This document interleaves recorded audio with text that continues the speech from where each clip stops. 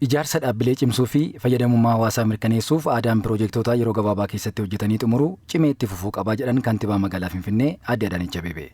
ወደ ታች የወረደውን የተቋም ግንባታ ijaarsa dhaabbilee hanga sadarkaa gadiitti diriiree jiru hojiitti hiikuu keessan kan agarsiisu piroojektota yeroo gabaabaa keessatti hojjettanii xumuruu keessaniif gamoon hojjetamee xumurame kun ragaadha. Hojiiwwan hedduun hojjetamaniiru.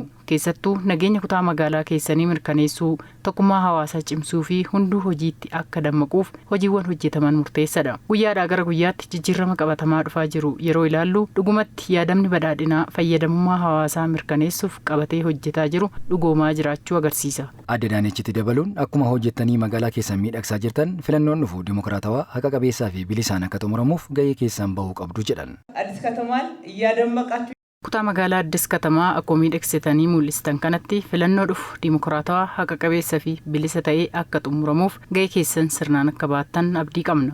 Hojii raawwachiisaa olaanaan kutaa magaalaa Addis Katamaa obbo Taarraqany Warqinaa gamoon ijaaramee xumurame kun yeroo turtii ji'a 3 walakkaatti ta'uu ibsanii piroojeektii hojjetanii xumuruuf qindoomni murteessaa ta'uu kan irraa barannedha jedhan. በአጭር ጊዜ ተጀምሮ የተጠናቀቀ ነው። Gamoo guddaan kun yeroo gabaabaa keessatti jalqabamee xumurame. Turtii ji'a 3 fi walakkaatti jechuudhaan kanarraa wanti hubannu namni qindeessu jiraannaan kan si deeggaru baay'ee ta'uusaati.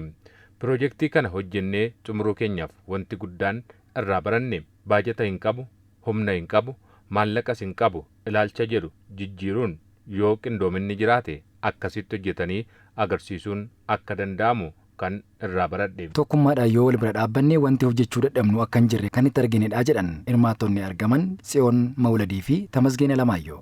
አንድነትን ያየንበት tokkummaa jaalalaa fi waldeeggaruun kan itti arginedha. Haala kanaan waltaanee yoo hojjenne biyya keenya yeroo gabaabaa keessatti guddisuun salphaadha.